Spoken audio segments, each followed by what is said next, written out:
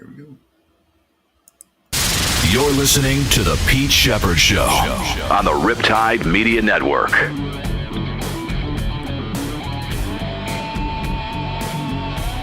And good morning, everybody. Happy Monday. Yes, better late than never, as we had a couple of technical glitches. What else is new?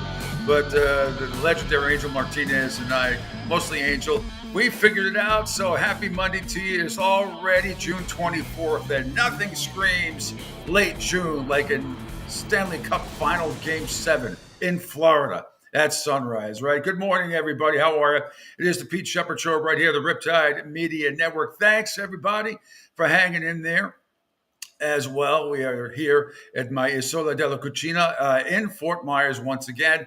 Follow us on the incredible Riptide Media Network video platform at Twitter X. Follow me at pshep326 on my Facebook and Broad Street South Facebook pages, YouTube, Spotify, Twitch, LinkedIn, Rumble, and of course, Sports Radio 102.9. Exec producer Angel Martinez and host is in the house. The number to call or text, 727-858-6650, 727-858-6650. Got a brief show today up until 9 o'clock because Senor Martinez has some stuff he has to take care of outside of the studio. But we're going to cram as much in as we can. We got Stanley Cup Game 7 preview tonight from Amerant Bank Arena in Sunrise, Florida. Edmonton in Florida. Series incredibly tied at 3 after the Panthers were up 3-0. Chaos in Connecticut. We've got chaos in Connecticut in the Travelers Championship with Scotty Scheffler. What else is new? He wins again. We'll get to that. It's kind of scary. My beloved Red Sox are now a wild card team. I can't believe I'm saying that on June 24th, but if the playoffs started today, they'd be a wild card team.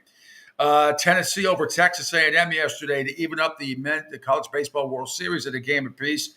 Final, Game 3, it is a best of 3, is tonight in Omaha. And we have some stuff from that as well, some highlights from that. And how about Caitlin Clark and Angel Reese? The new Bird Magic combination, or rivalry, I should say, in Chicago, comes from 15 down to beat Indiana 88-87. I can't believe I was actually watching part of that. It is unbelievable how intriguing it is to watch those two go at it. I wish they played 80 times. Anyway, we say good morning to the one and only Angel Martinez. Good morning, Angel. There I am. Good morning, Pete. How are you? I'm better now. I was about to have a conniption about 15 minutes ago, but as usual, you calm things down. You make me, you are the voice of as I'm ready to throw things and smash things around. And, going to turn. One of these days, I will turn green. I will become the Hulk. I'll be right in front of you. It'll be crazy. You see those crazy eyes. You hear that old Bill Bixby music. But anyway, thanks for it out. How was your weekend? Your first weekend of marriage? It was good. We did a little throwback from the week before. Obviously, having a lot of fun. It was a crazy busy week last week, as that we had to travel all over the place. But we were reliving the moments from the week prior, going through some pictures that we finally got and we shared out there on Facebook. And it was yeah, it was fun. It was. We had a fun day Saturday after we finally got back into kind of like normal things, and then yesterday getting back in the studio, getting things fired up.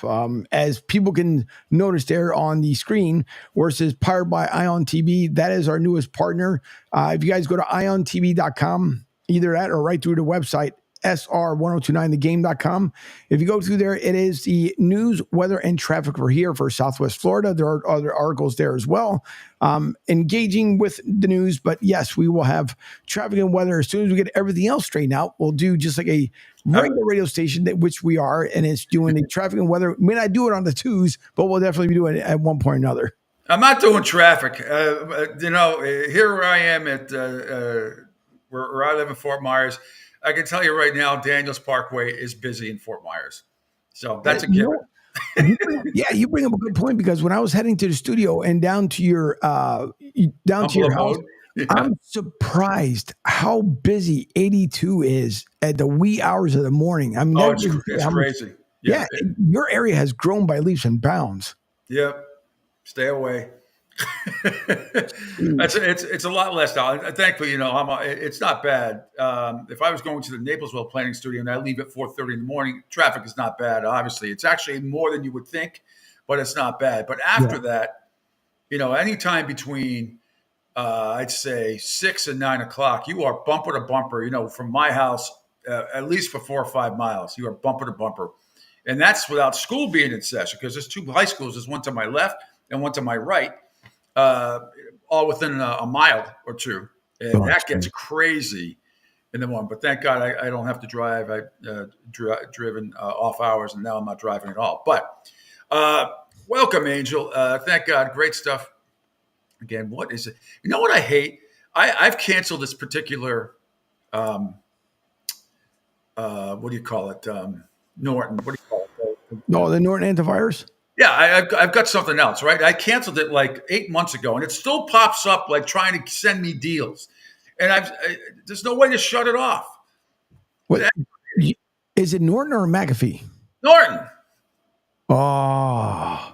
Already months ago, and then it just wants to say hi there. It just pops up from time to time. But that's I wonder if. All right, remind me. That might be something I'm going to have to end up looking at. But I've already uninstalled it and all that stuff from months ago. Then why don't you get notifications from it? I don't know. They hacked into my system. I don't know. I don't want it. I have another thing that I like. Anyway, well, let's get into what happened yesterday. We'll get into the Stanley Cup final preview. We're not going to take a break here for a little while, because we started late today, and I appreciate everybody and everybody following us already on Twitter, X, and on Facebook, and all the video platforms here for Riptide Media Network. It's going really well. I've got some, hopefully some more exciting news to bring you at the end of in the middle of the week. Angel, but today, normally we're going to get back on and do Martinez Company today, but I know you have some business to take care of outside. So I want to get it straight. So you'll be back tomorrow from 10 a.m. to noon. We're only going to do the show till 9 a.m. today, because you have to get out of here. Yeah. And then is Middays with Q going to come back on today from noon to 2, or is that going to wait till tomorrow as well? If I make it back on time, then he will probably be on. If not, it may be a condensed version, but then he'll be on from his new hours going forward tomorrow from 12 to 2. Yes, I have my Red Sox T-shirt on today, inspired by them. Somehow, some way, squeaking into the wild card, a half game now ahead of Kansas City and a half behind the Minnesota Twins. I mean, it's really unbelievable. But let's get into what happened yesterday. I don't understand, Angel, in this day and age. I don't understand. Security is supposed to be so tight. And if you didn't see what happened yesterday in Cromwell, Connecticut, 6 numbnut hippies, climate protesters, stormed the 18th green yesterday while the tournament leaders were lining up their putts for the last hole of regulation at the PGA Tour's Travels Championship. Delayed it only for about 5 minutes. Now, I'll give the security people credit. They got this done fairly quickly. We're going to hear a reaction from the players involved at the 18th yesterday. Here's what I don't understand. These idiots that want to storm the field, 6 climate protesters, right? First of all, get out of here with that bullshit in this tournament or anything. When they could have had, I don't know how they snuck those little smoke bombs in. I don't know how in this day and age in security that happened. I'll give security credit for tackling these idiots right away, and had to clean up the court. So don't you love 6 climate protesters, Angel, talking about, one guy had a T-shirt that said, "No golf on a dead planet." Meanwhile, environmentally speaking, you come onto the green and you wreck it. You put all that crap, that white and blue residue, all that nonsense. So you talk about morons to the nth degree. Yeah, the climate protesting, but let's wreck the green instead. Absolutely unbelievable. I would have beat the shit out of him. I would have just got one and beat him senseless. You are talking about, what if they went after one of the golf? What if they had, if they snuck that in, could they have snuck in a weapon? I think it's frightening what happened yesterday. And Scotty Sheppard, Tom Kim, and Ashke Bahita finished their rounds, and it was an incredible finish, won again by Scotty Scheffler. But Angel, if we could start playing, I'm appalled by how these people got this crap in, because it's very difficult. You see what they do with the Masters and in other places. It is like you can't have a cell phone. It may come to that. It's going to come to you're going to have Masters type security, because this should not have happened. No. So if you want to real quickly, not quick, but how about we scroll down to Scotty Scheffler on his experience during the protesters' disruption on the 18th hole. This is from 10 Golf. This is from the sounder, you're saying? Yeah, from the Okay. yeah.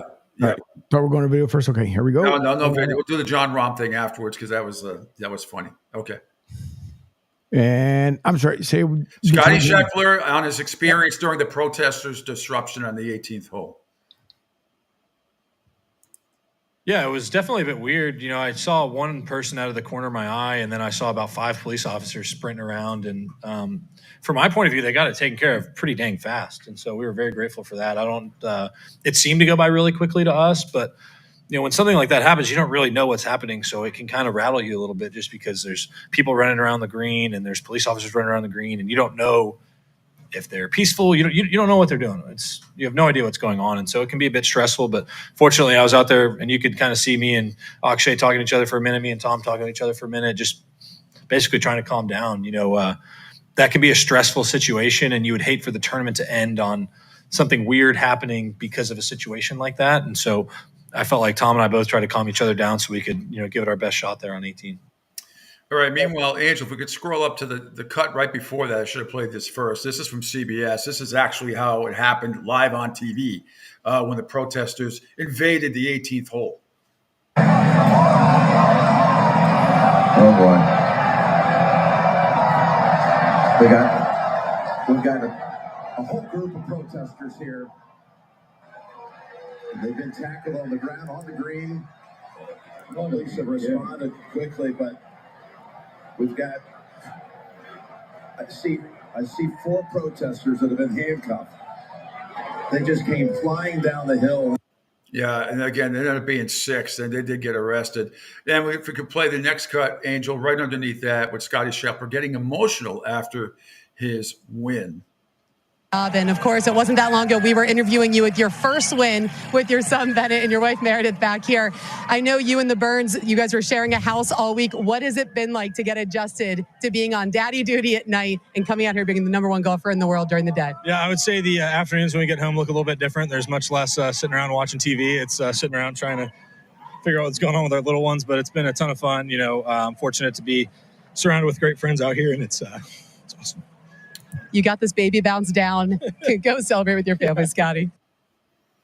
Fantastic.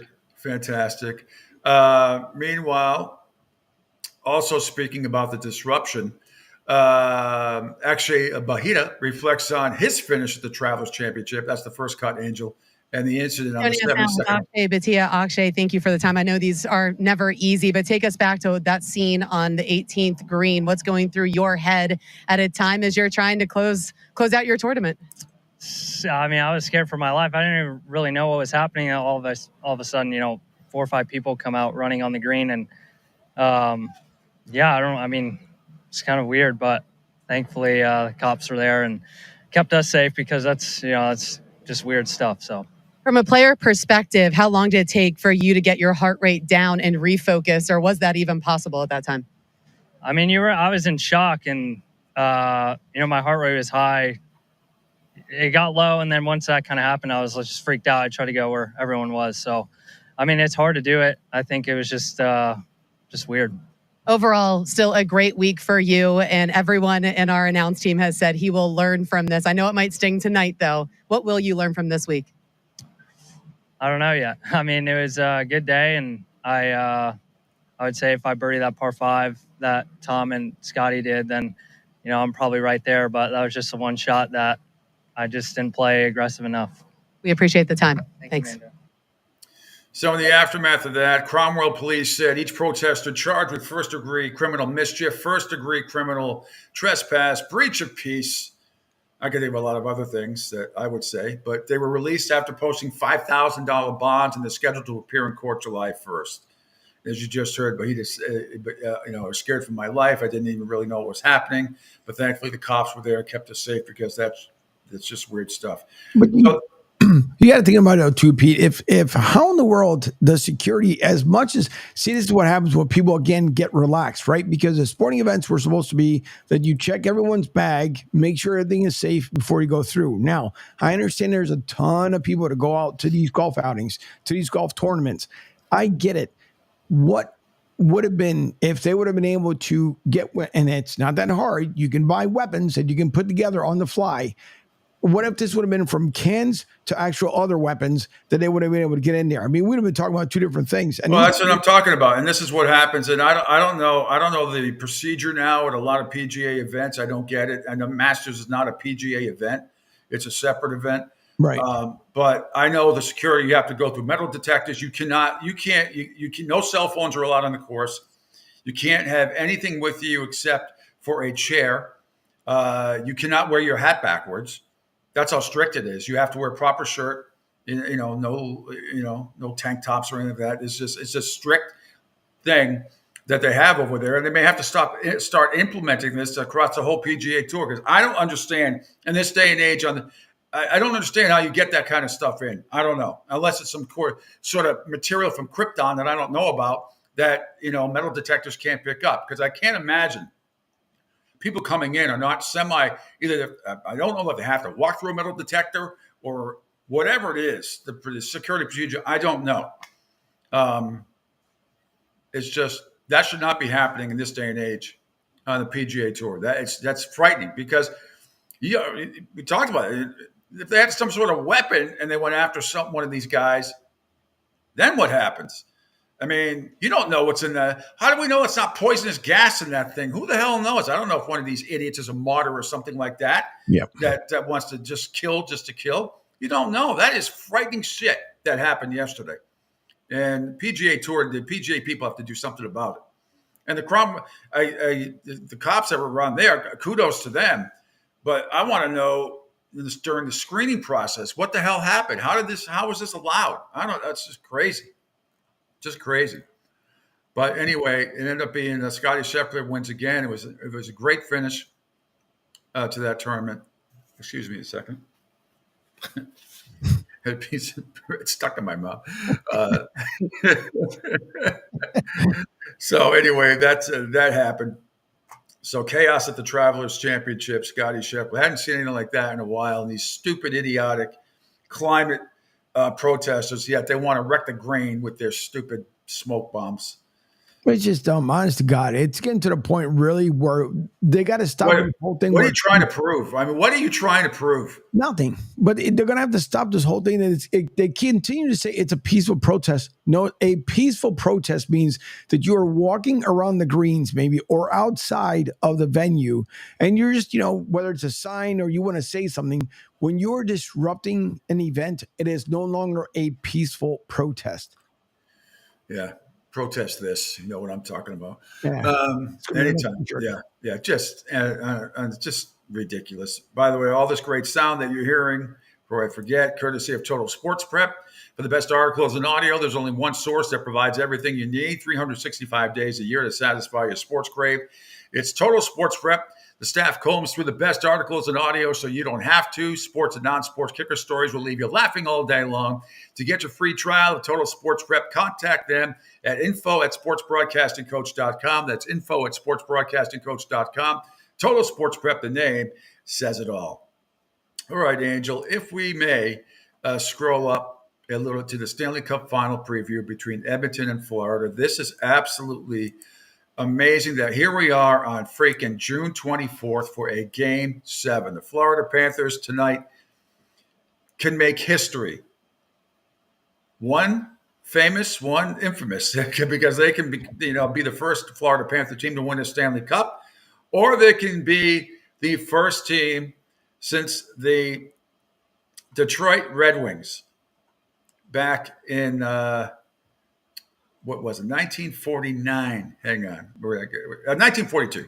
Only once in finals history has a team failed to close out the series and up 3-0 in final history. And that was the 1942 Detroit Red Wings, who amazingly lost to the Toronto Maple Leafs, who never won anything. They always seem to get knocked out in the first round. But that's the Maple Leafs' big one. Their big claim to fame. That they came back from 3 games down. Now, I've always said in my lifetime that if anybody, after the Red Sox came back from 3-0 on the Yankees in 2004, that anything is possible. Anything is possible. But this would be one of the ultimate historic collapses in sports history if the Florida Panthers don't get this done tonight. And to me, they need to score first. They need to score first. I'll have some other numbers for you, but want to play some preview sound. That's been, I don't know how psychologically damaged this team is. But right now, Angel, if we could play cut one, Connor McDavid on game 7. Yeah, excited. Obviously, we've worked hard to put ourselves, in this position. It's a great opportunity for our group, and we're looking forward to it. Sweet. Good point. Absolutely. Meanwhile, Connor McDavid also on his path to success in the NHL with the Oilers, cut number 2. I guess I'll address this to Connor. I just wonder if you can describe the journey to get to this point. And I'm not talking about this year. I'm talking about, you get drafted first overall. Within 2 years, you guys are in the playoffs in the second round, deep in the second round. And it takes a while, right? What is that like to go through, a few years of getting to this point? I could do a lot with that question. That's a pretty broad question. What's it like? It's been a long road to get to this point. It's been a lot of ups and downs, a lot of lessons along the way, a lot of lessons. But it takes a lot, like you said. It really does. All right. Edmonton head coach Chris Knobloch on going from coaching to the AHL to the NHL with the Oilers. At the beginning of the season, you were coaching in the AHL, and you could have no inkling of that this would be happening. None whatsoever. Well, so in your headspace right now, what are you thinking? I'm thinking about the next game. I think after it's all said and done, then I'll look back and reflect on how the season went and how amazing everything was, and probably, obviously enjoy it and think about all the positives. But right now, there hasn't been much time for that. It's just been, who's our next opponent? What are we doing next game? What's our next lineup? All that stuff. And right underneath that, Chris Knobloch, head coach of Edmonton, on if they don't close out the series with a win. You guys are on the cusp of doing something historic here, and you guys have been like the season we've been around. It's been up and down all the way. If you don't close this out, does that put pressure on this team to close this thing out? Because if you don't, then none of the ride will matter. I think we've been enjoying this ride, and I don't know. I think it's been a long year. I think players have had their backs up against the wall since November. It's a couple of playoff series and definitely the last 3 or 4 games here.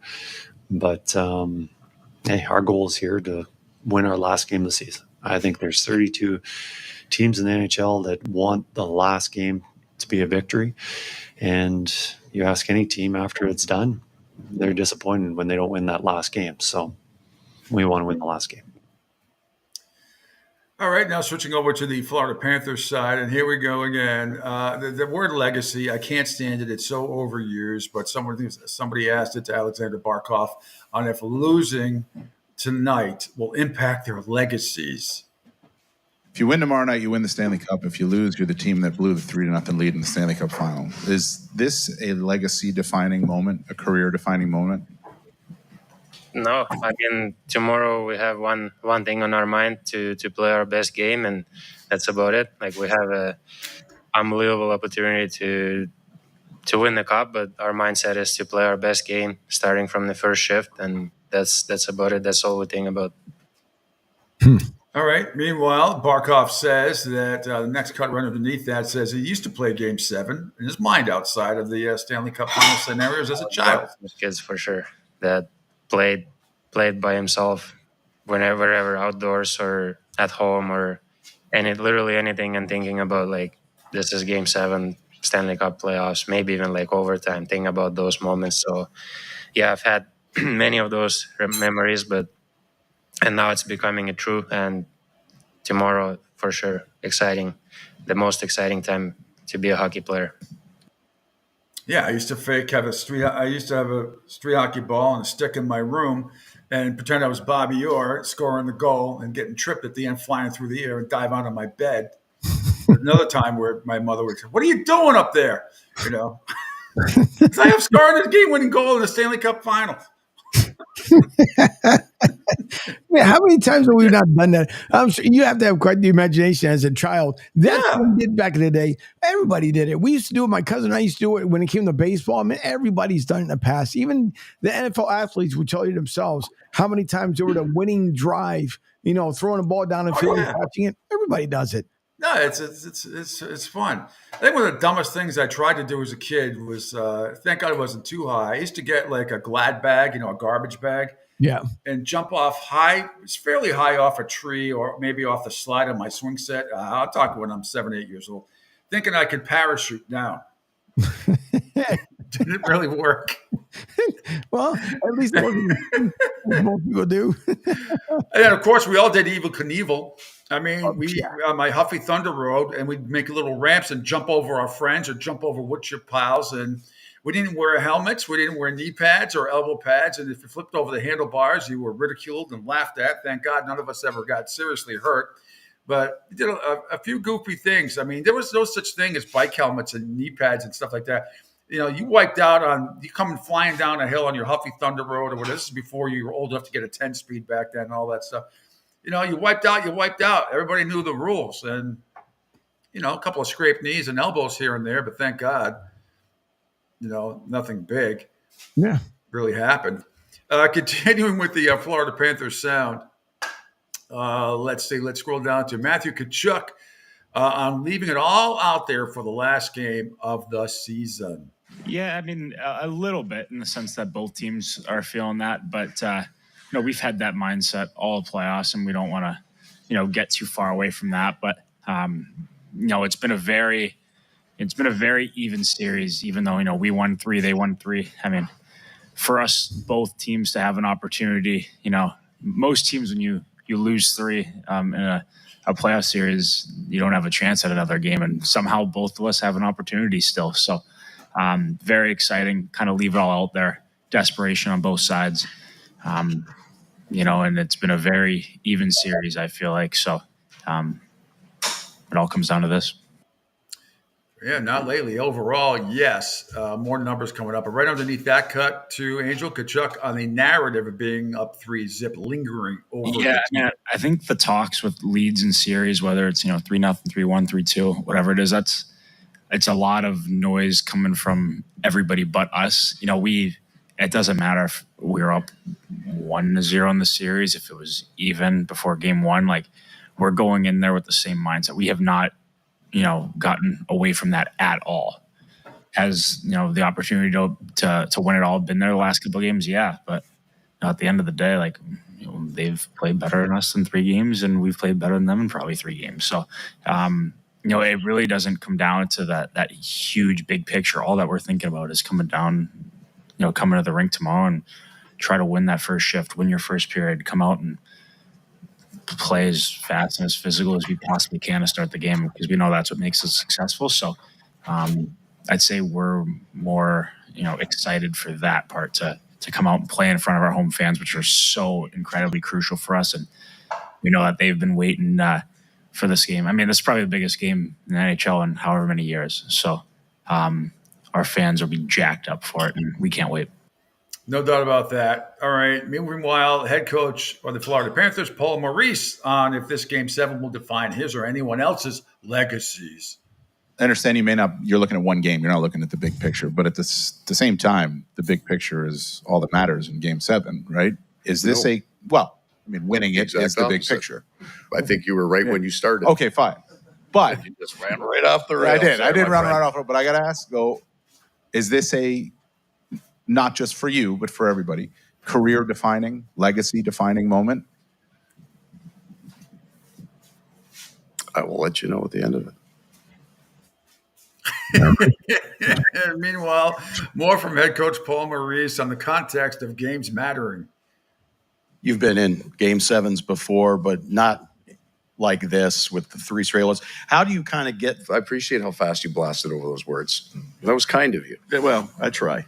Sounds like you, Aaron. Guys that haven't really done a whole lot to have not only short memories, but the knowledge that everything can be forgiven, forgotten, whatever tomorrow in that game 7. If you score, if you win, none of this beforehand matters.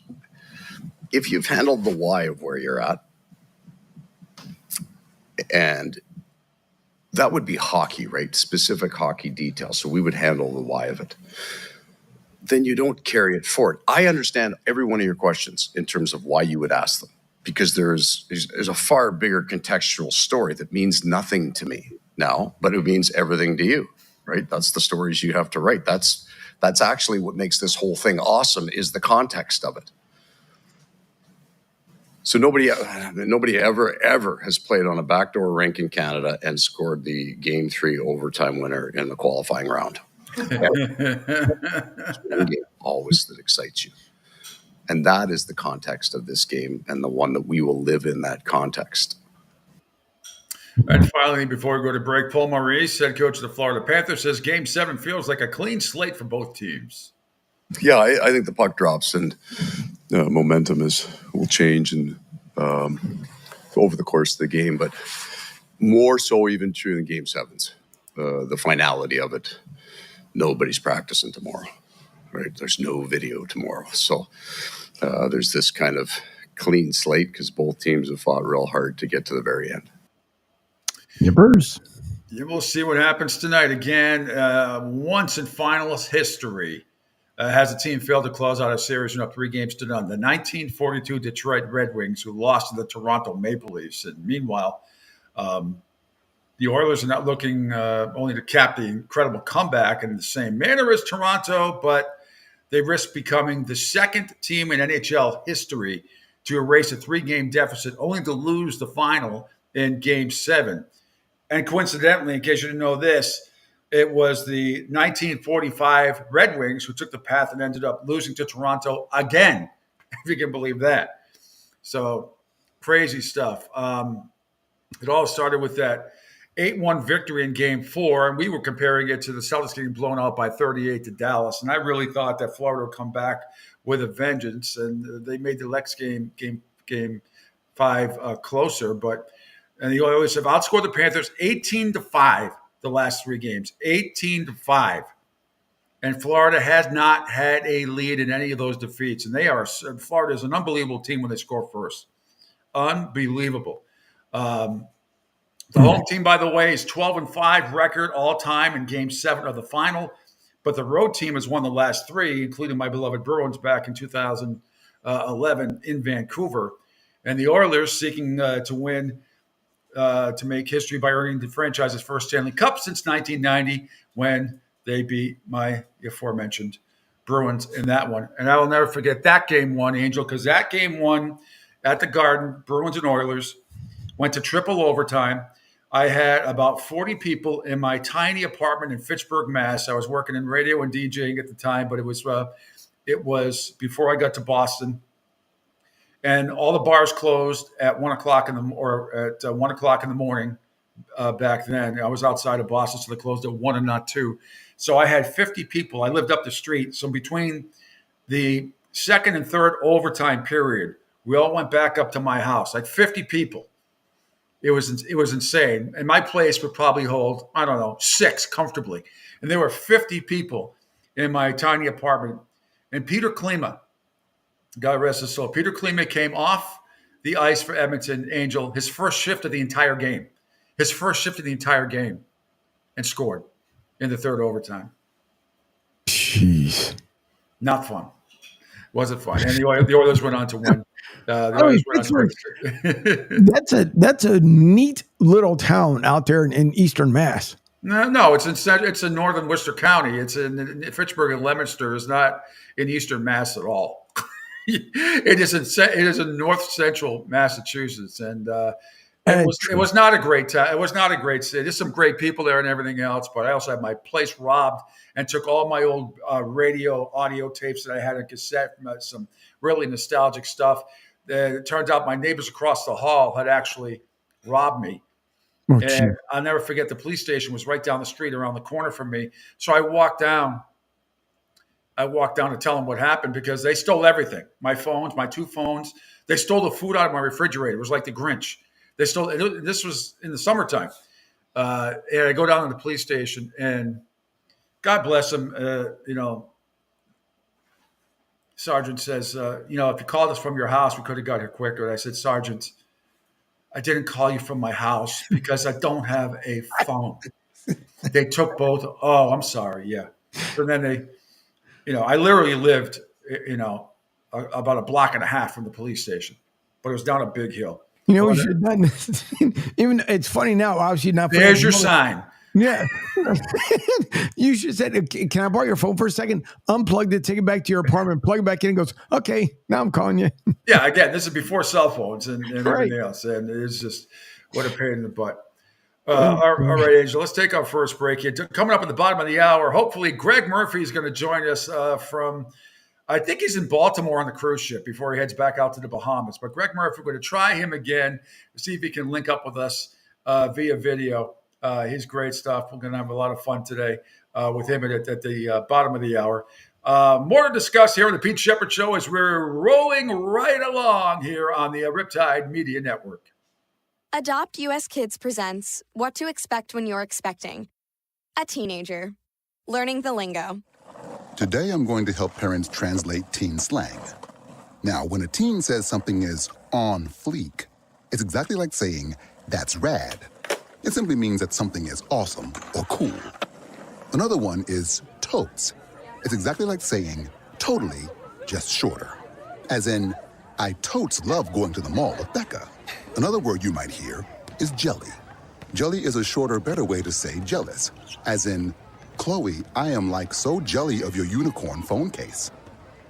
You don't have to speak teen to be a perfect parent. Thousands of teens in foster care will think you're, rad just the same. To learn more, visit adoptuskids.org. A public service announcement brought to you by the U.S. Department of Health and Human Services, Adopt U.S. Kids, and the Ad Council. This is the story of a very special woman. In a matter of seconds, she turned herself into a great mathematician or an entrepreneur. Her knowledge was limitless and still is. She could also make monsters disappear, especially those that lurked in the shadows under the bed. Once, this woman put back together a teenage girl's broken heart, which had been shattered in 1,000 pieces, just by giving her a bear hug. She masqueraded as a regular person at work, but as a superhero at home. Everyone knows her as Gabriella. I still call her Mom. Your hero needs you now, and AARP is here to help. Find the care guides you need to help, complete with tips and resources at aarp.org/caregiving. A public service announcement brought to you by AARP and the Ad Council. Hey, Dad, your prescription will be ready in just a minute. Hey, Dad, your laundry will be ready in just a minute. Dad, your lunch will be ready in just a minute. Hey, honey. Why don't you take a minute? When you help care for a loved one, you give them as much time as you can, making sure they're safe and comfortable. But it's just as important that you take some time for yourself. At AARP, we can help with information and useful tips on how you can maintain a healthy life balance, care for your own physical and mental well-being, and manage the challenges of caring for a loved one. Because the better care you take of yourself, the better care you can provide for your loved one. Thanks, Dad. Thank you. You're there for them. We're here for you. Find free care guides to support you and your loved one at aarp.org/caregiving. That's aarp.org/caregiving. A public service announcement brought to you by AARP and the Ad Council.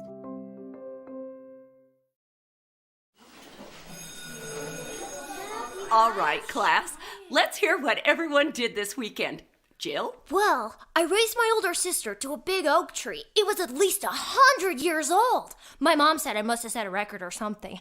And then we went down by a stream and perched up on this huge rock and saw all of these little minnows swimming around way below us. And then I rescued rescued my little brother from an evil slug king who was guarding him at the bush fortress. And my sister and I brought him back to our super twig fort for safety. And then we all laid out and told stories until it got dark. And the Big Dipper led us all the way home. Awesome. Where were you, Jill? Yeah. We went to the forest. It's not that far away. Anyone want to come this weekend? Ask your parents to take you and your friends to the forest this week and find the fun, adventurous you. It's closer than you think. Check out discovertheforest.org. Brought to you by the U.S. Forest Service and the Ad Council. The Pete Sheppard Show. It's fun for the whole family, if it's dysfunctional.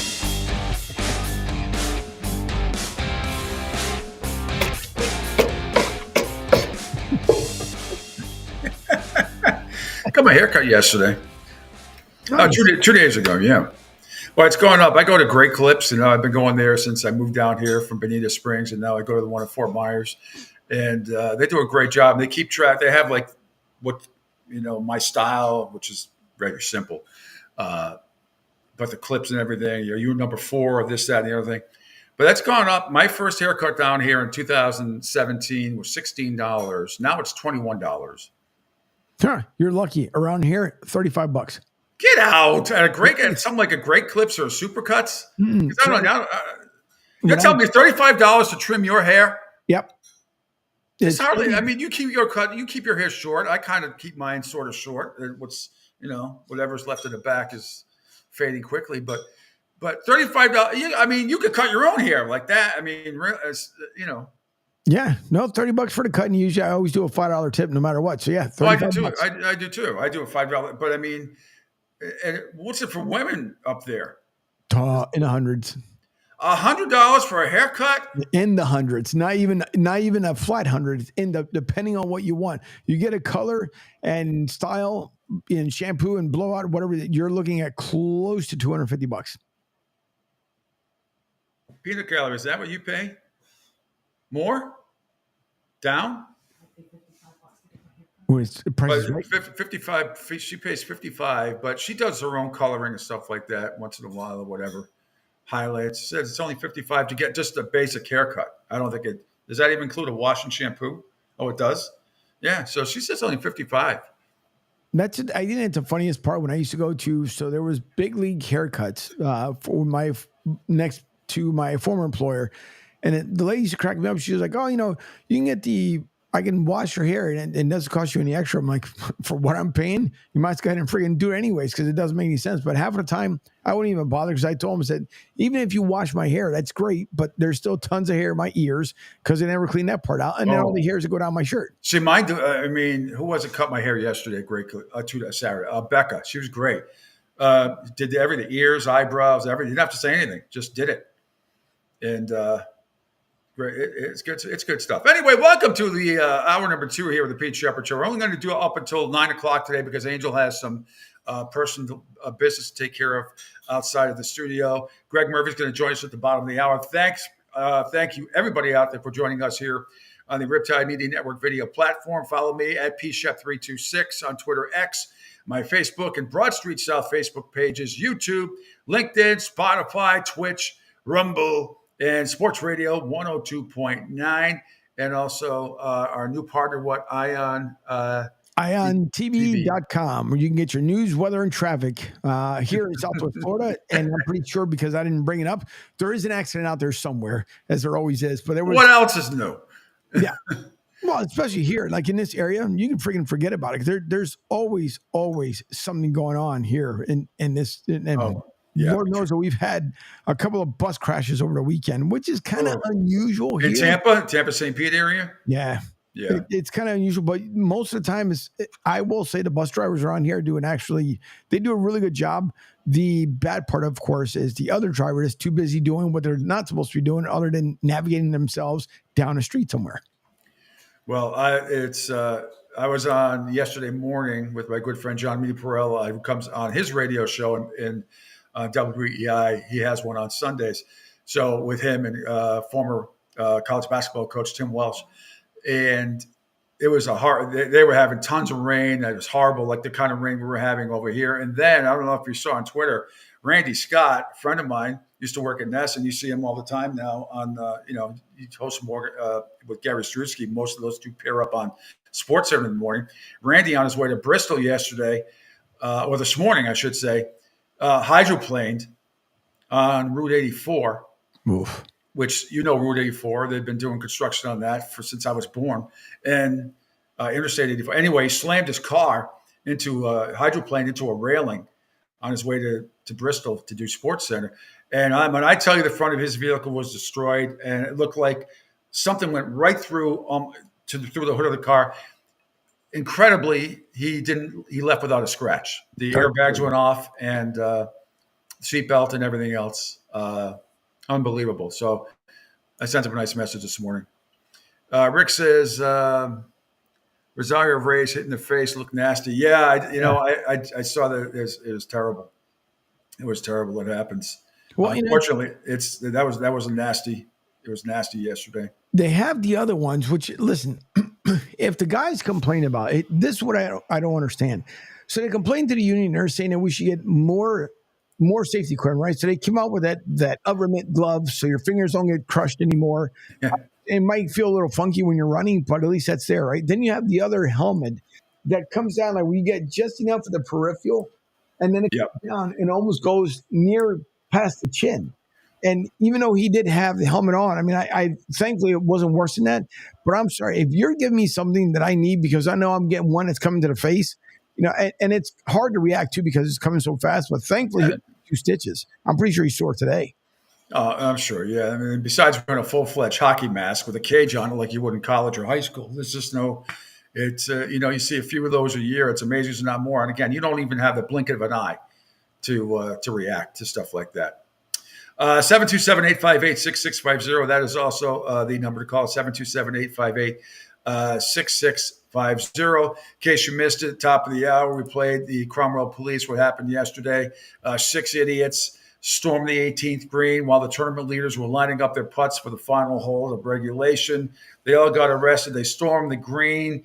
6 climate protesters with no golf on a dead planet scrolled across their T-shirts, and yet they damaged the green while Scotty Sheppard, Tom King, and actually Bahita finished up their rounds. And, they had the red and blue smoke stuff, that residue that was all over the green. They had to clean that up. So people that are so concerned about the environment, yet they go and wreck the green. Just absolutely ridiculous. Absolutely ridiculous. We also had, you know what, Angel? I want to scroll down, if we could, some more sound. Before we get to Greg Murphy at the bottom of the hour, let's get little highlights from the College World Series yesterday. There's only a couple of cuts, Angel. The Tennessee tied up the series. A&M had a home run in the top of the first inning, or the bottom of the first inning. They took a 1-0 lead. That's all they got. But Tennessee at one point yesterday, great baseball team. So, standing room only, Sardine City in Omaha. They were 0 for 16 at one point heading into the 7th inning with runners on base, and 0 for 7 with runners in scoring position. They left the bases loaded a couple of times in this game. And finally, let's see, it's actually the second cut, Angel, of the two, as Dylan Drilling finally got the Vols, who've been the number 1 team for most of the year, on board in the top of the 7th inning. Oh,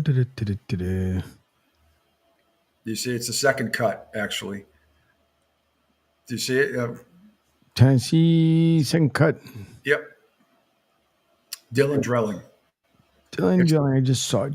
Okay. I got the scoring position and continued to have a 0 on the board.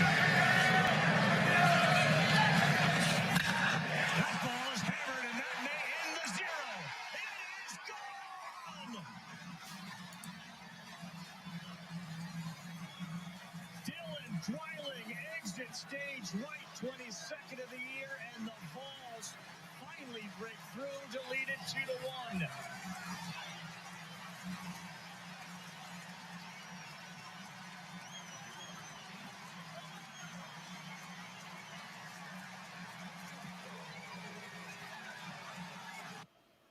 All right, next to ESPN. And then later on in the top of the 8th inning, the Vols add to the lead courtesy of Cal Stark. This was a bomb.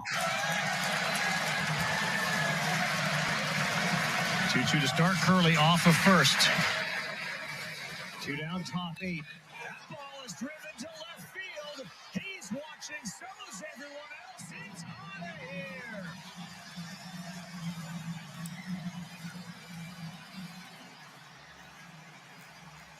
Cal Stark, the 9-hole hitter, the catcher, hits his 11th and opens it up for the Vols. His first hit here in Omaha. 4-1 Tennessee.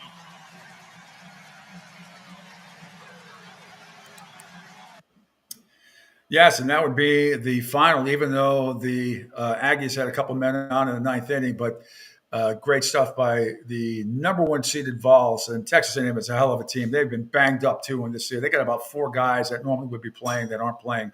So game 3 of the final is tonight, 7 o'clock on ESPN. Game 7 of the Stanley Cup final, 8 o'clock over on ABC. And the other exciting game yesterday, Angel, was in the WNBA. God, I never thought I would ever be doing this. If you could scroll up, it's right before the baseball cuts. The Chicago Sky over the Indiana Fever in a thrilling comeback. They were down by 15. They ended up winning 88-87. And a big part of it was, let's play the first cut, if we could, Angel. Angel Reese with the and one highlight in the fourth quarter. This is from ESPN. Short, Reese another rebound. Reese flips it in, puts the foul. A chance to tie it at the line for Angel Reese. On this play, Angel Reese does not have inside position. She just reaches her arms right over to Alyssa Smith to secure the offensive board. Smith's boxing out, boom. Just reads where the ball is going and then finishes it off the backboard. What a game Angel Reese has had here today. She scored a game-high 25 points, grabbed 16 rebounds, and she talked about it after the game. Well, Angel, your team was down by 15 points, and you personally started the run that won this game. How do you find this in you each and every time to be such a winner? I'm a dog. You can't teach that. I'm going to go out and do whatever it takes to win, and every single night, my teammates rely on my energy. So being able to continue the energy, even if we're down, even if we're up, that's what I do. It was a career night for you, the best performance you've ever had in the WNBA so far. What does that mean to you? I try to give myself some grace. I'm really hard on myself. I mean, I'm happy we won, and I'm so happy we won. That matters most of anything, but I got to get back to work, and we got to get back to work for our next game. I see you put your arm around Kennedy Carter late in the game. I see that leadership. You've done it for years. What is the message you're telling her? Because she was terrific today. Hey, me and Kennedy, we have a different kind of relationship. We've been through a lot of the same things. A lot of people have misconceptions about us. We understand each other, and that's why I love her. She can get to me. I can get to her. She a dog, too. She came out and did so much for us tonight. This is a team effort, and I'm just so happy for this team. Everybody wants to know if this is a budding rivalry. This is the first win. If it is or if it isn't, what do you think? Hey, it's just good competition. I'm happy. I mean, they still got us. They got one up on us. So I'm just happy for the team, and I want to make it about us. I just want our team. Chicago, they came out tonight, so I'm just happy for us. You came over to give some respect and love to Cheryl Swoops. What does that mean to you? And that moment is so beautiful. Hey, she been there for me. She been there through my highs and my lows. She never doubted me. She knew coming into the league what I was going to be capable of. She said she's proud of me, and I just continue to just being able to talk to her and have somebody like that in my life. So I'm just happy I came over there, and she told me she was coming to the game, so I'm going to put on a show for you. All right. Career day, Angel Reese. You did it again. 8 straight, double-double. Keep doing it.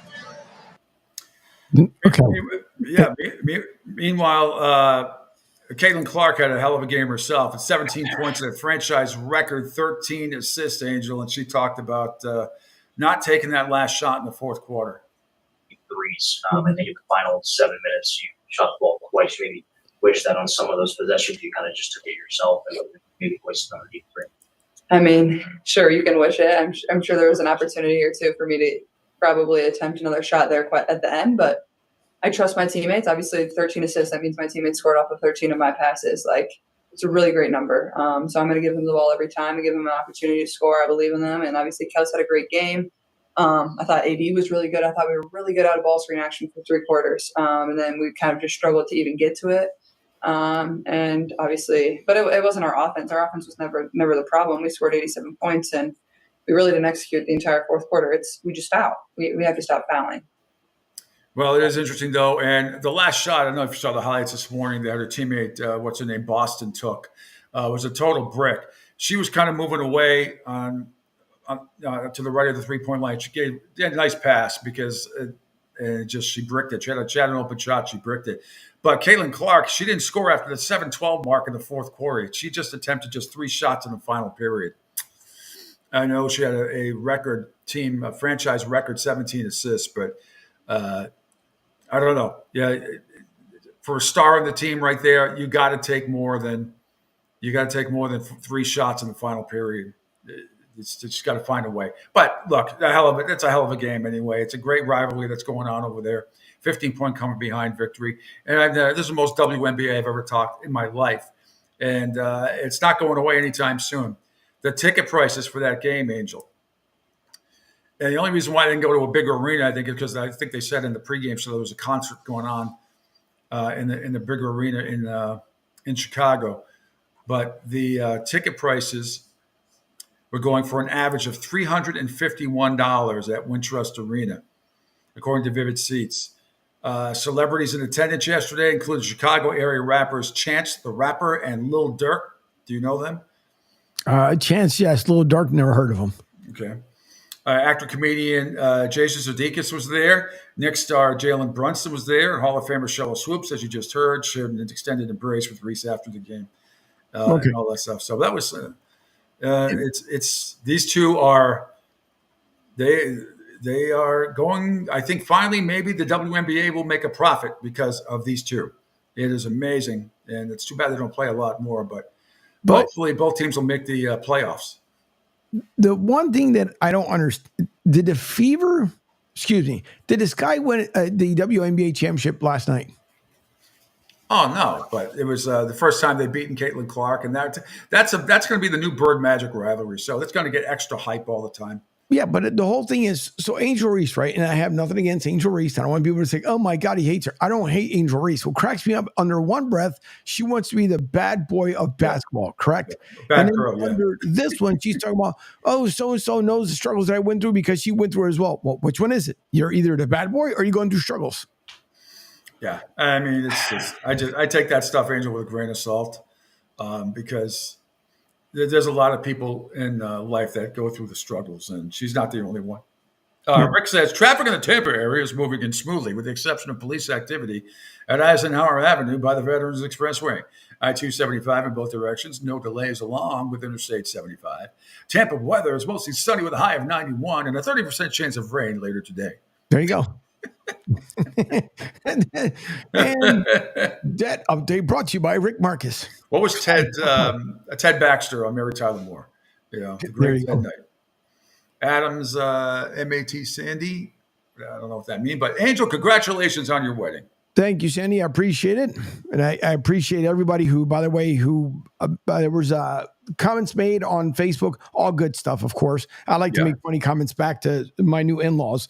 But we like I said, we shared a couple pictures up there on Facebook. So if I didn't acknowledge a bunch of people, it's because I haven't gotten back around to acknowledging folks. But no, thank you. I do appreciate it very, very much. It was fun. Our photographer, she made things amazing, so smooth, and we had so much fun. If it came to Cassie, I'd do it all over again because she just made 4 hours worth of pictures and she made it seem like it was 5 minutes. That's fantastic. That's great stuff. All right, Angel, we're going to take another quick break here. See if we can get Greg Murphy hooked up on the show. He is a great comedian and works professionally now, mostly on cruise ships. He's amazing. He does great impersonations. You're going to love them. If you haven't ever heard him, you're going to love him. And he's a big sports fan as well. So comedian Greg Murphy coming up, I think from Baltimore on a cruise ship. I'm not sure. He could be on his way to the Bahamas, but we're going to try to connect with him. Coming up next here on the Pete Sheppard Show right here on the Riptide Media Network.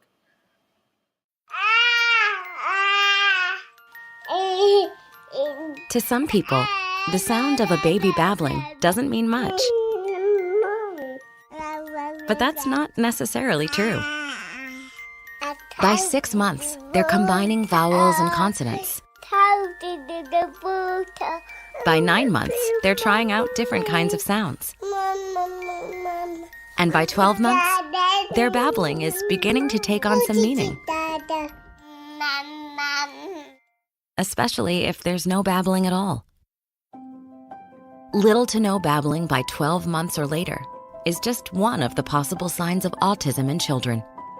Early screening and intervention can make a lifetime of difference and unlock a world of possibilities. Take the first step at autismspeaks.org. A public service announcement brought to you by Autism Speaks and the Ad Council.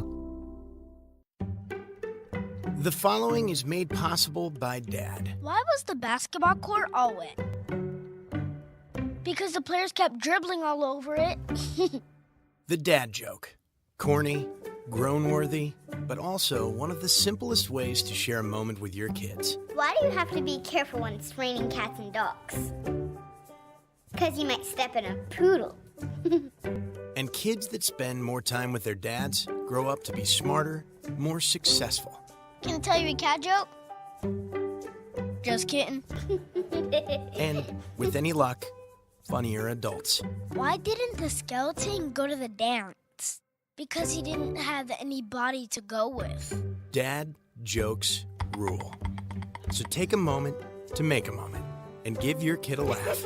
It's as easy as going to fatherhood.gov. Brought to you by the U.S. Department of Health and Human Services and the Ad Council. That's really funny.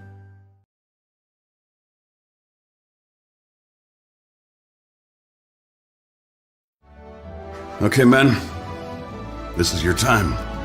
Maybe you didn't choose this, but you're here now. You're gonna go out there and be an all-star caregiver. It's up to you. So what are you gonna do?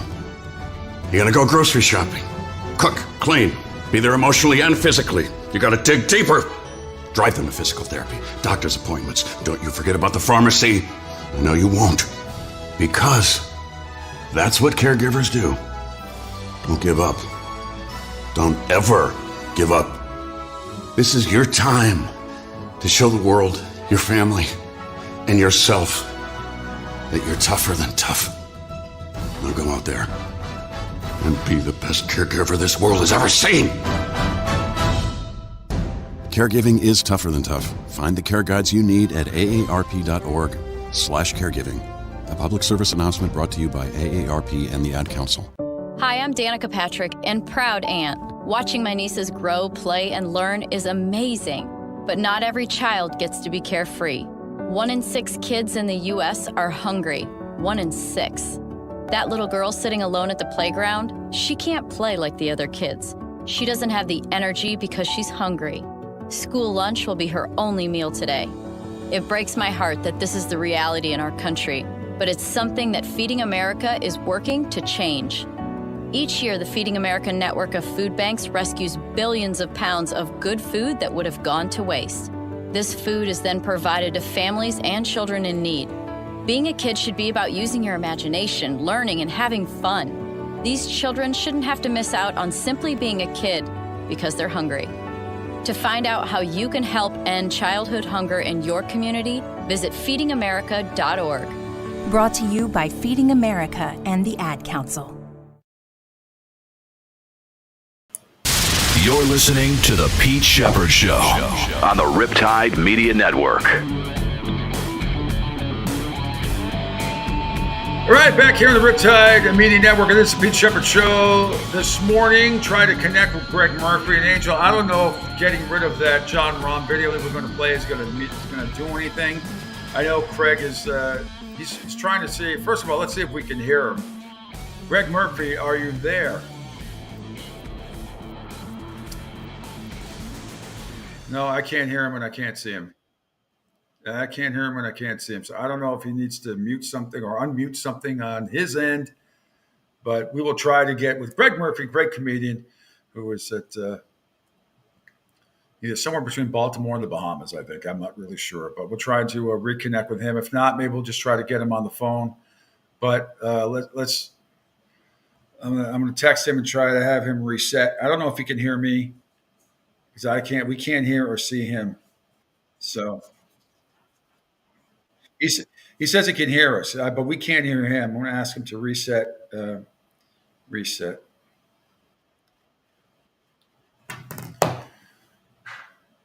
Is that video of John Rahm up there that I can see? Is that hindering anything? Because we can get rid of that. All right. Okay.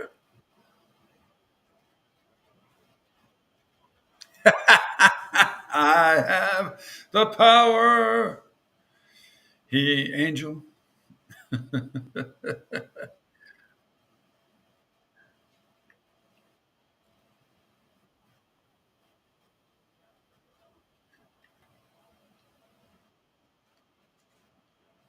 Okay. All right. Again, Greg Murphy going to join us for tonight. Big action tonight. Two big games. One, College Baseball World Series is first. I'm just going in chronological order. Tennessee and Texas A&M will go at it in Game 3. It's a best-of-3 College World Series for the men, and that is 7 o'clock on ESPN. And then Stanley Cup Finals, Game 7 between Florida and Edmonton at sunrise at 8 p.m. on ABC. Greg, can you hear me? See, I hear him moving, and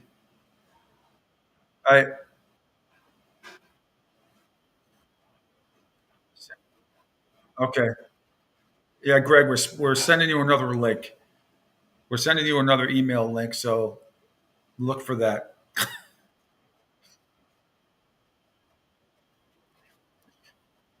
Yeah, hopefully we get him on the phone. We've had it's only Greg that we've had trouble with. We've had 5 or 6 other guests the last week or so. Never had a problem. Well, Rick Hore was always by phone because he doesn't know how to come on the video. But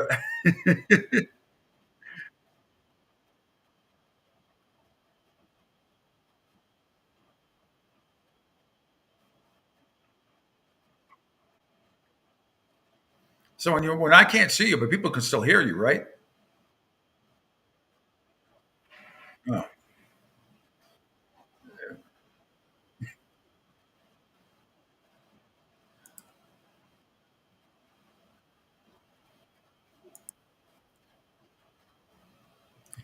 Now people will be able to hear me as we wait for. Okay. Yeah, because for those who don't know the magical wonders here of digital radio when it comes to video platform, Pete can hear me when you guys can't see me on screen. That's the way this whole thing is designed. So it's just like if I was in a different studio, obviously, which I am, and I can talk to Pete in his ear.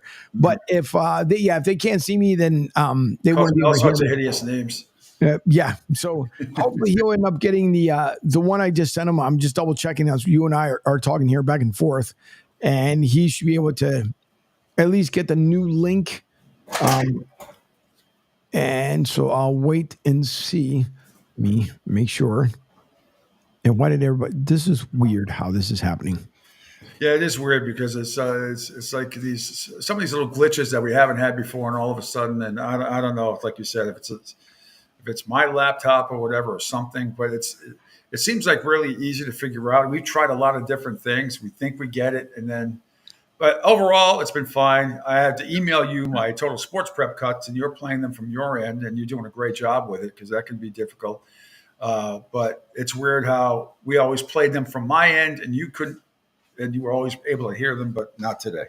Yep. As I said, go ahead. Yep, I just sent him a new one. I believe it says sent, so he should be receiving it. Hopefully, he'll pop in and we'll be able to see and hear him. If not, we'll do the phone thing because I'm back in the studio. The phone should work nice and crisp where everybody can hear him. And again, we're going to end the program today around 9 o'clock, or you can get out of here at 9 o'clock. Martinez Company will be back tomorrow from 10 a.m. until noon, and maybe today middays with Q from noon to 2 p.m. if Angel gets back in time. But Rich Canona is doing a great job, and now he's going to be a couple hours instead of 1. Let's see. Well, Greg, you're there. Yeah, see, I see it moving, but we can't, for whatever odd reason, we can't hear him. No, it's weird. Is this camera? His camera's got to be on. I'm pretty sure it is, but because for a second you can see him kind of moving the screen itself, but for whatever odd reason, we can't hear him. All right. Now, hold on. Almost. There. Greg, you there? There you are. Can you hear me? I hear you. They can't see you. That's okay. I can hear you. Can you hear me?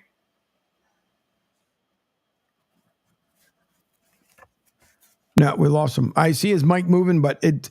I hear him. I hear him. You can hear him? Yeah. Yeah, I hear him. No. See, yep, I can't hear him at all. Yeah. Oh, yeah. What, today? No, long ago. Yeah, that was a while ago. Yeah. I don't. Is it, peanut gallery, is Greg coming over the air? Let me. I No. can't tell. No, he's not. Greg's not coming over the air. No, yeah, because I can't hear him either. Greg, we're gonna have you call you back on just the phone and see if that's okay. Okay, thanks, bud. That's the same thing that happened the other day. See, where I could hear him. You heard him for a second, then you couldn't hear him. Then I could hear him, but nobody else could hear him on the video platform. Let's see if we can get him on the line here.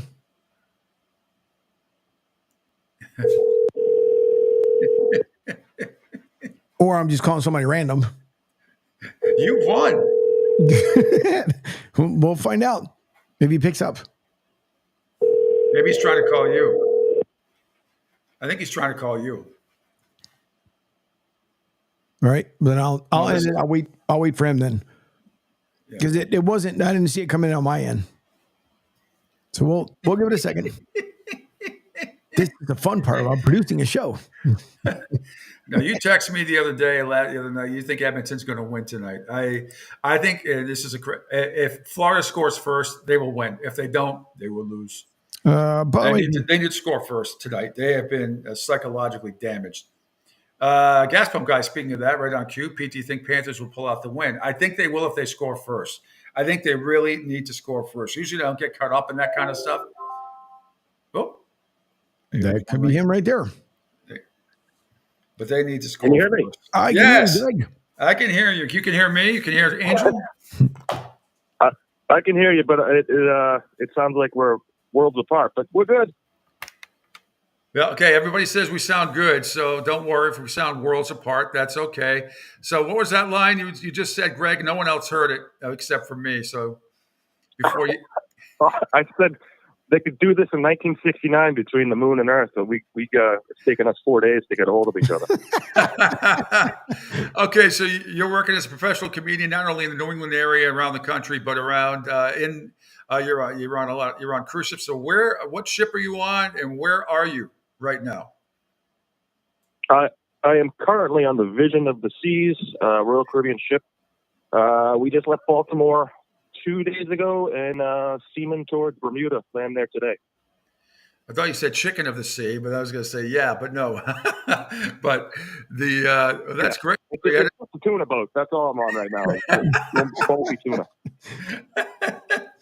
So, we didn't really have a discussion because we had a discussion, but no one else heard it the other day. But so you're doing like 2 shows a night on the comedy on the ship for entertainment. Is that how it works? And I know sometimes you have to do sort of PG rated shows, and then later on you can get a little nastier. But how's that work for you? Depending on the ship, some of the bigger ships you'll work 2 shows a night. And then some of the smaller ships, you do a show at the beginning of the week and then a show at the end of the week. And then usually like an adult theme show somewhere in the middle. And the PG shows, they're not as corny as they sound. It's not young up there doing "Take My Wife, Please" jokes. But you don't cuss a lot. You're not one to cuss a lot anyway. You're not one to cuss a lot anyway. That's not your style.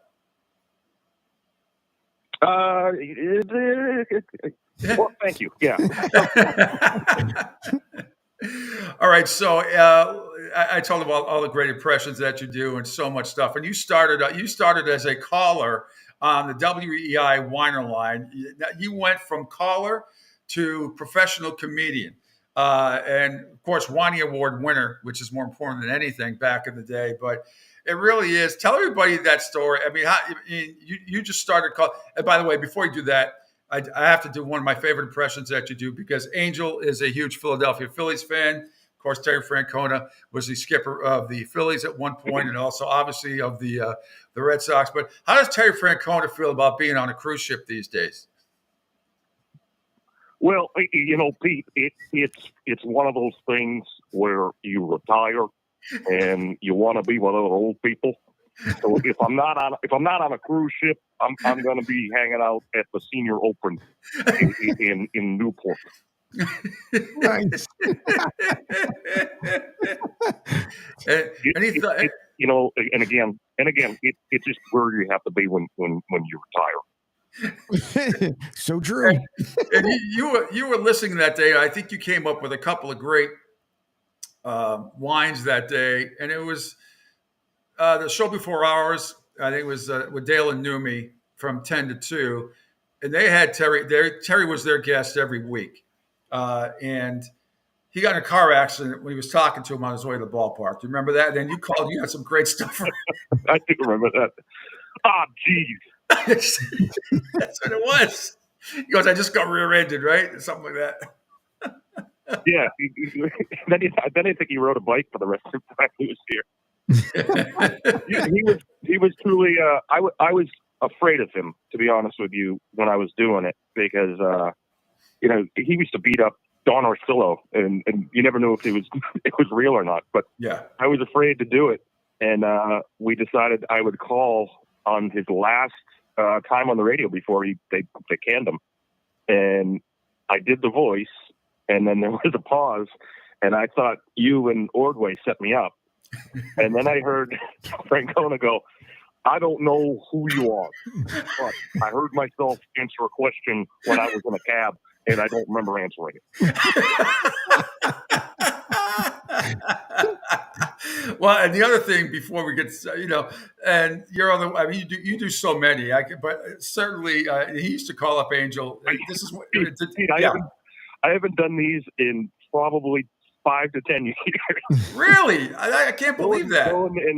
No one in Alaska on a ship is going to get who Terry Francona is. No, but when you do in Baltimore to Bermuda, it must be New Englanders, transplanted New Englanders, or Philadelphians, or somebody. Northeast baseball fans that know what's going on. No, I believe the term is risk to reward. In a crowd of 500, I don't think I need to make 2 of them laugh. Okay, now another one of my favorites. Again, it's a New England theme, but Angel will appreciate this. So you used to do the Robert Kraft impersonation you used to do with your conversations with Jonathan, his son, who was second in command, so to speak. But I'd love to know your thoughts, you and Jonathan, discussing Bill Belichick and his new 24-year-old girlfriend. Well, I told Jonathan the other day that Bill just really wants to be me, because when I was dating Ricky, he said he could do better. And you were dating a 12-year-old. And then at the end, it's Jonathan. So the story on that was, I just made it up that they had conjoined offices, and Bob was always confused. So he would just, like, when anything would happen, he'd just run over to the desk and go, Jonathan, what's the resolution of the new play soccer? Now, that was interesting because I think I told you this, Pete. I did a lot of events with the Patriots, because you heard it, and like some of the players like it. Yes. I was at Matt Light's event, and a guy came up to me, a mutual friend. I don't know if he wants me to tell the story. No, tell it. No, tell it. Absolutely. Who do you know? And I said, what do you mean? He goes, who in the office is feeding you information? I said, nobody. I made it up. He goes, how do you know that they actually do that? If Bob yells to Jonathan. Jonathan. But Robert and Jonathan, I think both were okay with what you were doing, right? I think they got a kick out of it, didn't they? If I'm not mistaken, maybe it took a while, but No, so the other story was I did that at an event, and Lenny Clark, and Lenny introduced me to Bob. He goes, Mr. Kraft. This is how, they all call him Mr. Kraft because of the respect factor. He goes, Mr. Kraft, this is Greg Murphy. He's the one that does your impersonation. And Bob looks at me and goes, are you the one that mimics me on the radio? And I said yes. He turns to Lenny and goes, good to see you, Lenny, and just walks away. I'm clapping my pants. Yeah. I got to go up there, and then I see another gentleman come up to me, and it wasn't Jonathan. I think it was Danny Kraft. Yeah. And Danny was great. I'm leaving. I get it. He wants me to leave. And Danny goes, are you going to go up there and do the impression of him? And I said, well, not now. He goes, you better. It's effing hilarious. You can say fuck on the show. Jonathan was a more serious type, blah, blah, blah, and a great guy. They're all the Crafts are great people. Jonathan was very, very serious about everything, and he barely would give you a chuckle. Danny was the opposite, right? Danny was the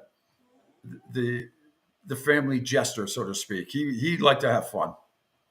I think he's the paper guy. I think he's the one just basically in charge of the paper company. Yeah, that's all. It's a multi-million-dollar company. That's it. Oh, how good it would have been though, Pete, if Greg would have been invited to Brady's roast, and he would have been in the back somewhere and just popped out with a voice just randomly. I think that would have been even better. You would have brought the house down if you did that. There's no doubt about it. You would have brought the house down. I don't know. That thing was full of talent. That honest to God, as a comedian, was so refreshing to see the stuff, whether you like it or not. Just being able to talk like they did was really great to see. Well, let's talk about that a little bit. How difficult, before you do more impressions, but how difficult is it for you as a professional comedian now that you actually have to watch what you say because somebody thinks you're not politically correct? Does that ever have to enter your mind anymore? Because people just don't know how to laugh and take jokes anymore. Everything is it becomes political or it becomes quote unquote offensive, which is absolutely fucking ridiculous when you go to a comedy show of any kind. And barring the host pissing on you or something like that, nothing should be offensive. Yeah. No, yeah, it's completely out there. You never know. Some of them, it's obvious some of the stuff you're not allowed to say anymore. That changes yearly, terms and terminology and slang. Like what? You never know. Everyone in the crowd, for some reason, they think that if you tell a joke, you're singling them out. Like, I know who they are. I got a complaint. One of the only complaints I got on a ship was because I did a joke about how I like to see missing cat posters. And it's all about how they're not missing and they're not lost. They fucking hate you. You're a cat. And I got an email that a woman was upset. I made her cry because that week her cat died. Well, say la vie. So say la vie. She must have thought I knew that she had lost her cat or her cat died, and I was singling her out. So the little things are going to offend everybody. So take us back to the genesis of you. You're calling the Weiner line. You're hysterical. You're calling every day. You have the most incredible impersonations, not just of Robert Kraft and Terry Francona, but of others. Really hysterical. And how did you go from a caller? Granted, we were the top station, one of the top stations in the country at the time. You go from caller to professional comedian. It almost seemed overnight, Greg. Yeah, it was.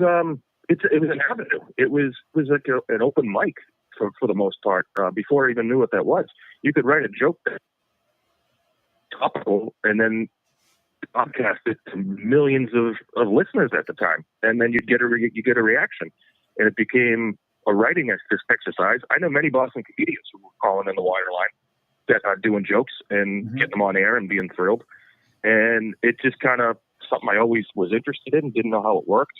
And then I met Tony V, a very, very great comedian. Yep. He said, get on stage. I did. And I haven't stopped since. Yeah, very, very lucky in New England, in Boston. Lenny Clark, Tony V, Steve Sweeney. Steve Sweeney and I almost went to work together morning drive at ZLX. Did you ever hear that story, how that almost happened? No, I didn't. Yeah, I was in the midst of contract negotiations in Boston with EEI, and I wanted a backup plan, and I remember Steve calling me up. He's like, "I want us to work together." I said, "Okay, let me hear what you have to say." Yada yada yada. And I was about to have a meeting with them at the time, which was a big classic rock station at the time. It still is ZLX, but they did a lot of morning talk, fun stuff. Not a zoo format, but a lot of sports and goofy stuff. And I love Steve. And right before it happened, EI came through with the numbers that I was happy with, and I didn't. And then about 3 months later, they fired Steve Sweeney.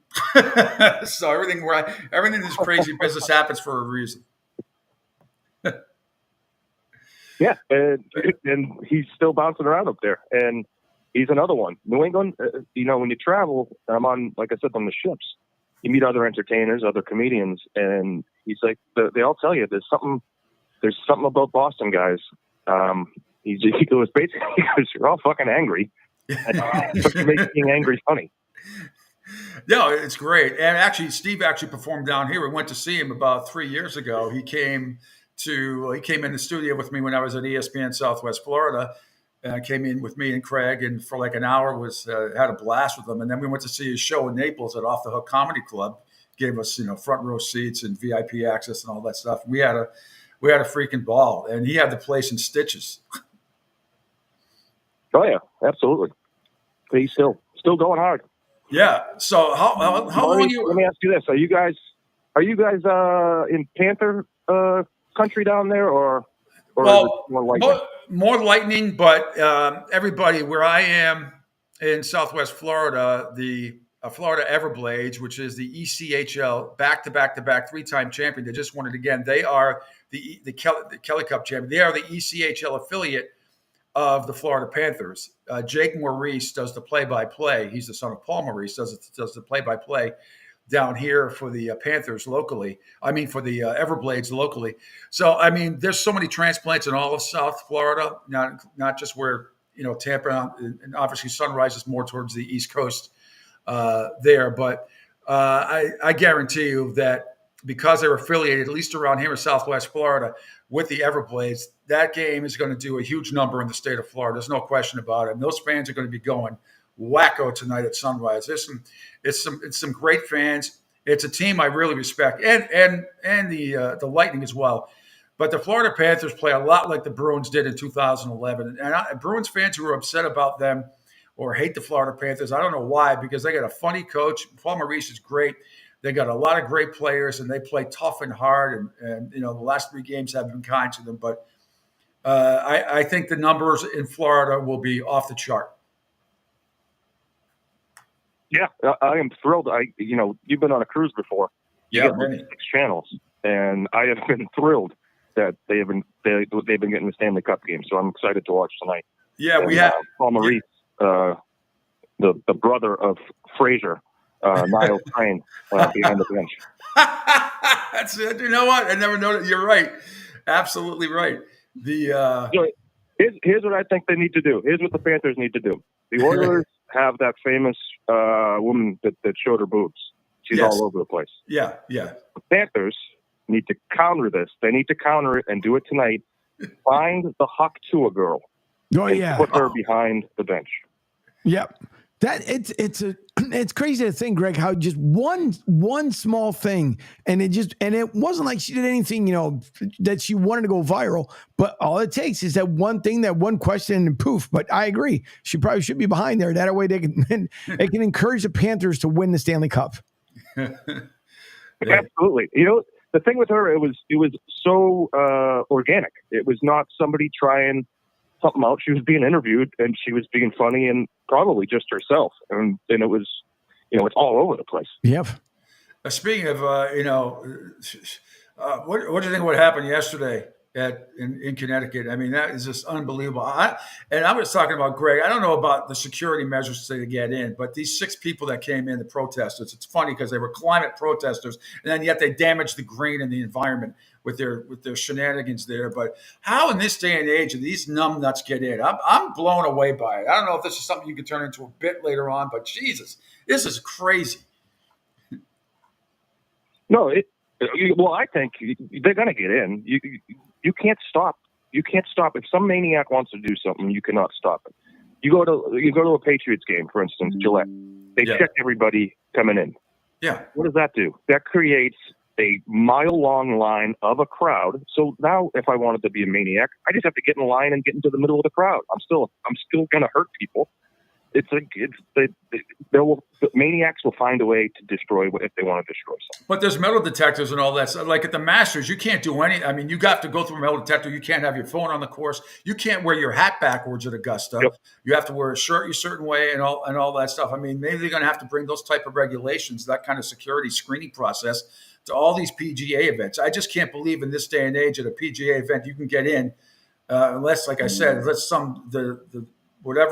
the smoke guns that they have had some freaking kryptonite metal that I don't know about that's undetectable. I don't get how you get that stuff in this day and age. Or you just hurt them. You do. I think it was Cincinnati. Yeah. The guy jumped in the field and they tased him. Yep. You start tasing them. They'll think twice about it. Mm-hmm. I would. I would have beat the shit out of them. We get to laugh. We get to laugh when they get tased. There's nothing funnier than seeing somebody get tased. Yeah, like the old video, don't tase me, bro. Then he gets zapped. So tell me about it. You're headed to Bermuda from Baltimore. So what is a typical day for Greg Murphy like going up to showtime? Let's see. I woke up 10 minutes before I tried to connect with you guys.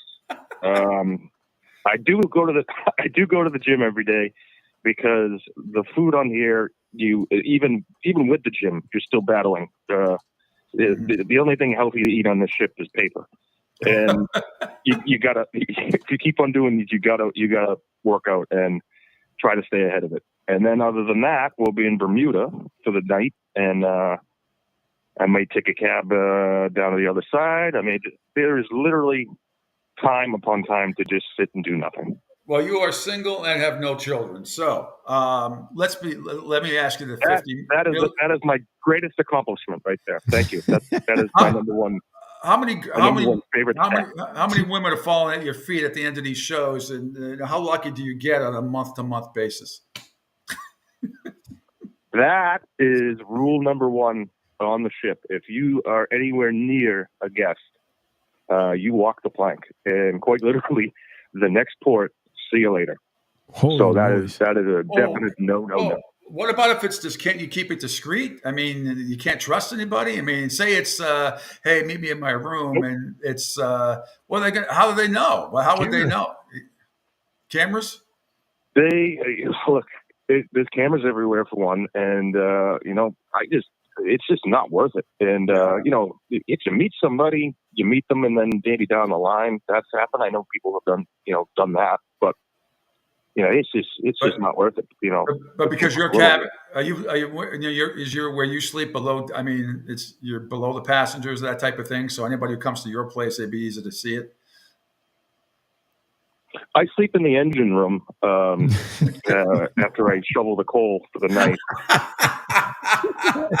You and Fabrizio from Titanic. They have an Irish dancing contest every night, and then I go to bed right after that. Yeah. No. Hey, Greg, I was wondering because I know. So let's just say you're the last, performance of the evening. So let's say you go on at 9:30. I'm wondering if, let's say your set's supposed to be just a half hour. If it's going really well and there's nobody else after you, can you keep it going, or because of the contract, you're obligated to stop exactly at a half hour? So most of the shows, everything is regimented at Nighttime Life. They have shows scheduled down to the minute. But occasionally I'll do an adult show, late night adult show that starts maybe around 11. And that one, depending on the cruise director, he says, if you're having fun, go, maybe 5-10 minutes, but, nothing overkill. The attention span on a ship is far less than if you were going out for a night in a club. Because they can just get up and go elsewhere. They're not invested. They're not individually paying for the show. They can get up whenever they want. If they're hungry, they can leave. So we try to keep the shows at the most 45 minutes. Okay. Yeah, and I just came off a cruise ship myself, and we saw a comedy show, and that's what it was. It was about 40, 45 minutes. Cool. But the food on our ship was really, really good, Greg. I got to tell you. It was phenomenal. No, that's the point. That's the actual point. It's so good that you just you got to stop yourself. And you have carte blanche to all the food and everything, right? You don't have all the perks, right? You just like mingle with everybody, or just you have a set time you have to eat. Yeah, I am. All joking aside, I am a passenger on the ship that happens to work here. Wow, that's great. You've been doing this for a long time on the cruise ships, right? Are you still performing on the mainland occasionally? I know with like Jerry Thornton and those guys, they have Jerry on from time to time. Yep, I'm up in mostly New England when I'm home, and then I started doing the ships in 2018, and then we all shut down for 2 years, and it's back now, 100%. All right, my man. Let's do this again sooner rather than later. If you want to sign off as Terry, that's fine. And I'd love to have you on again. You're fantastic. And it was so good to have a Philly fan on with me, because I got to know Harry Callis very well, and Harry Callis with the football. But it was good, and you had Schill, and I brought Schill to Boston, which didn't in the end work out too well, because we used to call him foreskin fastball, and that was because he was a dickhead. All right, Murph, you're the best. We'll talk to you soon. Thanks so much. Right, safe travels. Thank you. There it is, comedian Greg Murphy joining us here on the Pete Sheppard Show. Well, Angel, thanks so much. I know you're going to get out of here. You have some personal business to take care of. And we'll be back tomorrow at 7 a.m. And I promise we will have the full show tomorrow. We were 20 minutes late today getting on, but I think we have resolved, or at least a way around, the technical issue that we had here at Isola della Cucina and back in Tampa, where Angel is. So, Angel, great job as always. And we will be back tomorrow at 7 a.m. Right here on the Pete Sheppard Show. Maybe this afternoon, no Martinez Company today, but middays with Q. Maybe from noon to 2 p.m. If not, everything goes back into full swing tomorrow, 7 and 10 a.m. This show will definitely be happening here. And then Martinez Company from 10 to noon, and then middays with Q now from noon to 2. So, Angel, thank you so much. Welcome. And we will be back tomorrow morning at 7 a.m. with more fun and frivolities right here on the Riptide Media Network. Thanks, everybody. See you tomorrow at 7 a.m. Bye.